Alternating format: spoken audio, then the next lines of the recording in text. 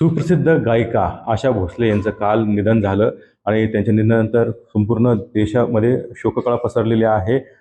अतिशय सुप्रसिद्ध अशी गायिका म्हणून त्यांची एक ख्याती होती.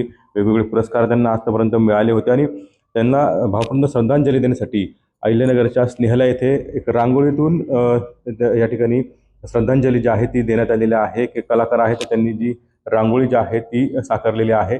ते आपल्या सोबत आहे, त्यांच्याशी बातचीत करूया. त्यांच्या नेमकं काय भावना आहेत, तर काय रांगोळीतून आज तुम्ही भावपूर्ण श्रद्धांजली जी आहे ती अर्पण केलेली आहे?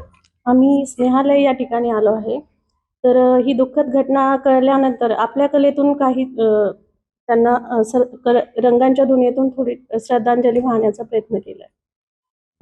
किती वेळ लागला साधारणतः ह्या रांगोळीला? आम्ही रात्री 11 वाजता सुरुवात केली असेल या रांगोळीसाठी.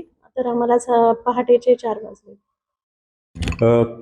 काय काय कोणते कोणते कलर्स वापरले किंवा काय तुमच्या भावना आहे यामागे मी कन्सेप्ट अशी घेतलेली की ज्या मोठ्या संगीतकार आहेत त्या एक आनंदात विलीन झाल्यात, त्या प्रकारे मी कन्सेप्ट घेऊन ते मागचं पोर्ट्रेट वगैरे ब्लरमध्ये करून घेतलेलं आहे. आणि त्यामुळं हे जे आहे ते एका कलाकाराकडून एका कलाकाराला एका कलेतून मानवंदना देण्याचा प्रयत्न केला आहे.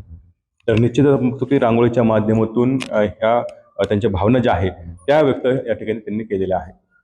कॅमेरा कोण करतो कुणाल जायकर, TV9 मराठी, अहिल्यानगर.